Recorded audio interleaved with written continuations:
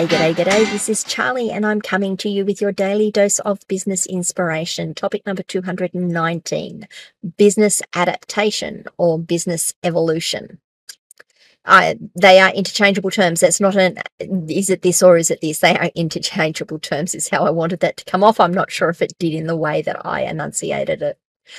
It is really important for us as business owners to continually evolve our business, adapt our business to meet the changing market demands. There is an absolute art to knowing which market demand we need to address and when we need to evolve our businesses.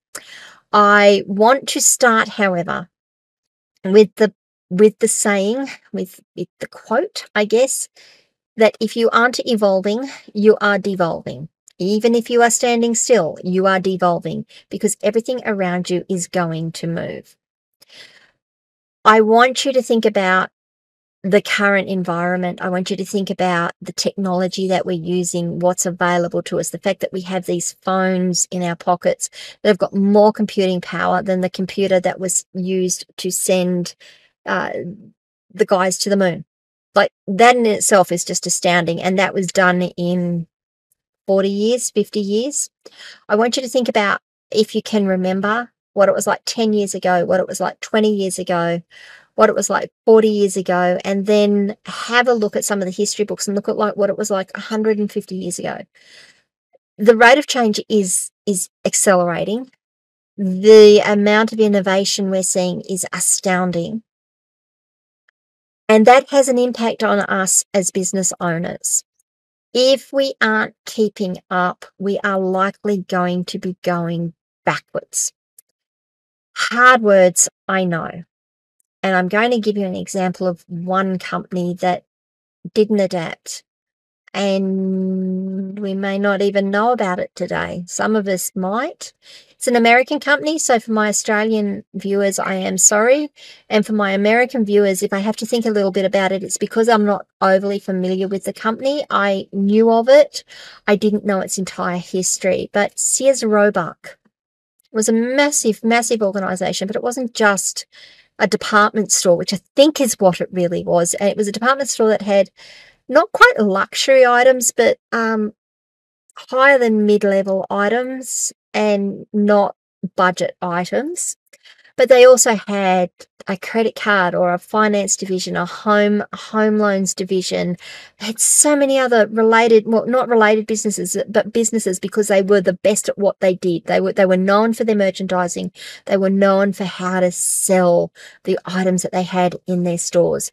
Massive stores, beautifully set out. I do remember, this would be back in the early 80s, getting a Sears Roebuck catalogue sent in from the US and going through it going, wow, they've got all this stuff. We never had that here. Sears Roebuck isn't around anymore. Well, it is. Sears is. But you don't see them advertising. You don't see the big flashy buildings they used to have. I'm reading a book called Same as Ever by Morgan Housel, which is where I've learned this from and picked up a lot of this from. Morgan was saying that in his hometown, the Sears store has a sign out the front saying, yes, we are open, we're still open, because they have to remind people that they're around.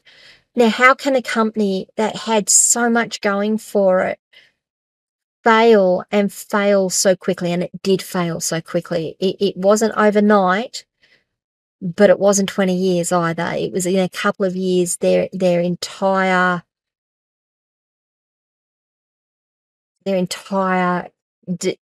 building empire, that's the word I'm looking for, their entire empire just disappeared. How? They sat on their laurels. They ran in place pretty much. As the pressure on people's spending came in, as people's disposable income got less and less, and we're talking about as recessions and as the economy starts to slow and all of those things, people stop spending.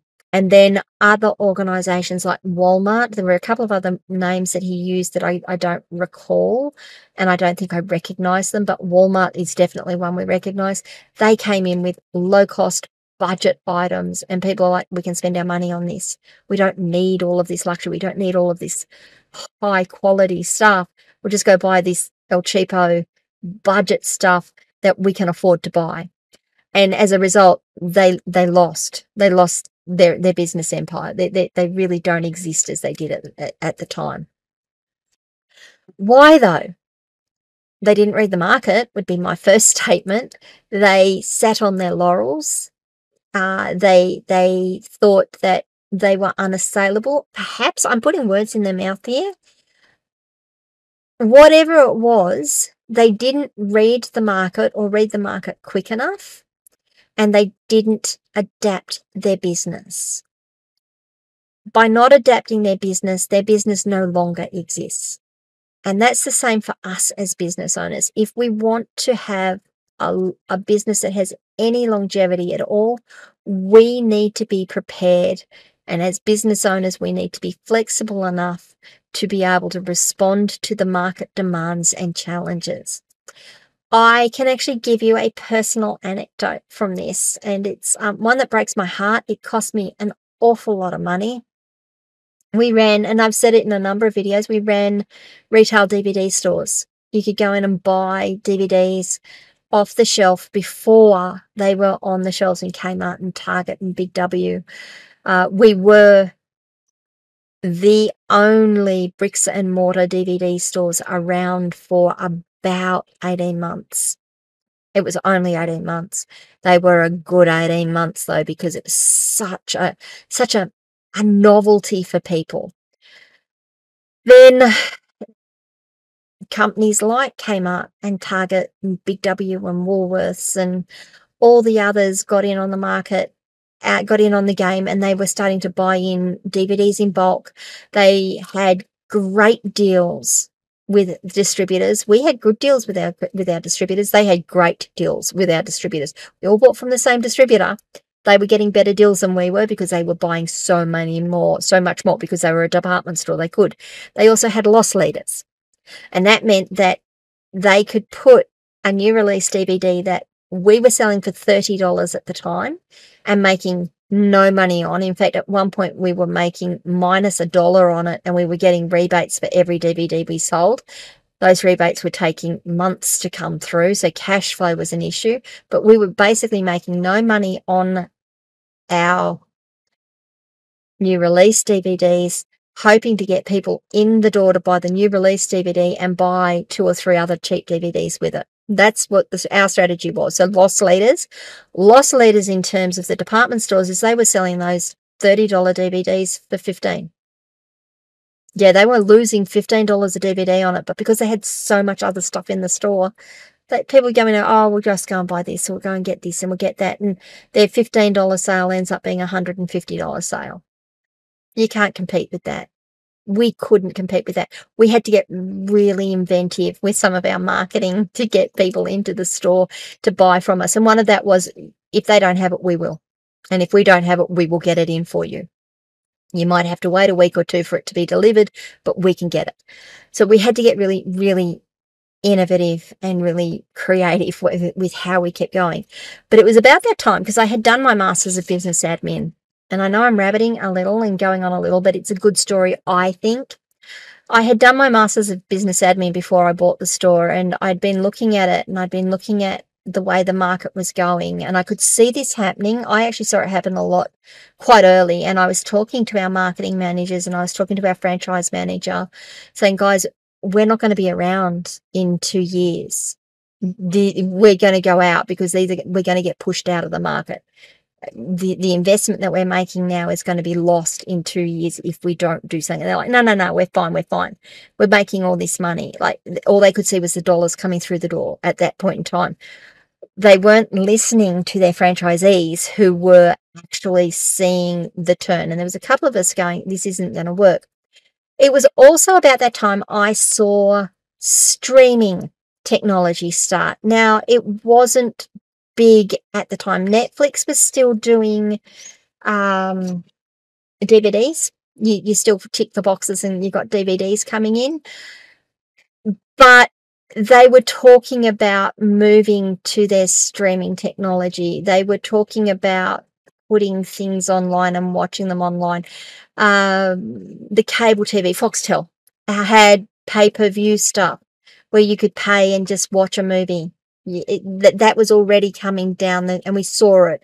And I was watching a lot of the technology stuff. I was watching a lot of the industry stuff, and I thought, we're going to get hit with this. We need to have a business strategy that's going to address it. No one wanted to talk to me about it. The distributors didn't want to talk about it. And I don't think the distributors wanted to talk about it because where we were talking, the levels that we were talking in at, the distributors had no idea what was coming. They had no idea. They didn't know what all their focus was on selling physical DVDs. Okay. I couldn't find the organizations to talk to. I was too low. I didn't have the right industry contacts. I was talking to my franchise managers. I was talking to our marketing managers within the franchise saying, we need strategies.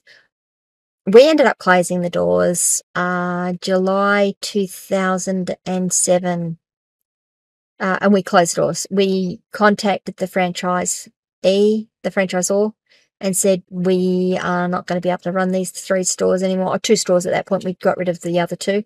We're not going to be able to run these 2 stores anymore. You have a choice. We close the doors and walk away, or you take them over from us and buy back the stock and give us the cost of the stock. We had the loans for the fit outs. We had, we were in an awful lot of debt, but we had seen the pinch. The people in Australia, in our areas, had seen the pinch, and we're starting to slow down their spending. They were going to the other stores. So we walked away in July 2007 in an awful lot of debt.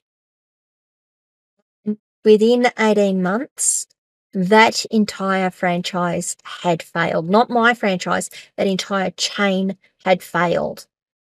I don't even know if the website that was bought up for online sales is still there. They went into receivership within 18 months because they didn't read the market, or they weren't listening to the market, or they were too full of themselves and too full of the fact that they've had such a quick success that nothing could possibly go wrong. Okay, that's a long story, but it really underscores how quickly something can happen. So we went into those stores in 2003. By 2009, they were dead, gone. Some of you will know the franchise if I say it, because you will have been around at the time. Most of you watching this would never have heard of it, wouldn't even know what it was. It's gone, dead, finished, because they didn't adapt, because they didn't evolve. Really, really important for us as business owners to be looking at what's going on in the market and evolving with it. Does that mean we should follow fads? No, not necessarily. Does it mean we need to pay attention to the fads in the market? Yes. Does it mean we need to assess those fads in the market? Absolutely. Totally. Does it mean we might need to take some risks? See yesterday's episode on risk, taking risks, and maybe put something in place to address those fads. Or perhaps we just simply not do anything. That's another risk. Yeah, maybe. But we need to be aware of it, and we need to be making decisions, and we need to be willing to accept the risk that goes along with those decisions. I just wanted to get that one in there because I talk a lot about bright, shiny object syndrome and don't get distracted. Sometimes you need to be distracted. Sometimes you need to at least assess what that distraction is and whether it's worthwhile being distracted by it. How can you be successfully adaptive in your business? It really depends. The things that I'm going to say that will help you the most is to embrace a culture of continuous learning and improvement so that people can move quickly. Look at what new technologies are coming out. Look at the new ways of doing things. Look at what training is available. Get your team members, get yourself onto that training and keep yourself up to date. Encourage creative problem solving and experimentation. Well, this looks interesting. Like I said, there's a fad. Can we go and experiment with it? Is there something low cost, low risk we can do to see if that's going to actually be a benefit to us? problem solving and experimentation. Listen to your feedback from your customers, from the market. Look at the data.